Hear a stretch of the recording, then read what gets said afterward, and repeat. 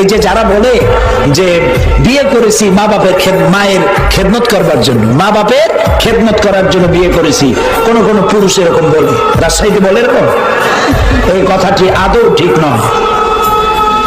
আপনার বউর কোনো ঠেকা পড়ে নাই আপনার মা বাপের খেদমত করা, তার জন্য আপনার মা বাপের খেদমত করা আপনার বউয়ের জন্য ফরজ নয়, ওয়াজিব নয়, দায়িত্ব। তিনি করবেন, এটা তার দায়িত্ব, কিন্তু আল্লাহ তাকে বাধ্য করে নাই। আপনার মা বাপের খেদমত করা পুরা ফরজ দায়িত্ব আপনার নিজের। বরং স্ত্রীকে দিয়ে আপনি খেদমত করতে বাধ্য করতে পারবেন না, আপনি তাকে অনুরোধ করবেন, সে খেদমত করবে, এটা দায়িত্ব, করেও থাকে আমাদের দেশে, কিন্তু আপনি ওই কথা বলবেন না। বরং স্ত্রীকে এমন একটা ঘর দিবেন যে ঘরে স্ত্রীর পারমিশন ছাড়া অন্য কেউ ঢুকতে পারবে না, এবং প্রয়োজনে সামর্থ্য অনুযায়ী স্ত্রীকে কাজের লোক দিবে, একটা কাজের মেয়ে যে কাজ করে তাকে সাহায্য করবে, এটাও দেওয়া আপনার দায়িত্ব।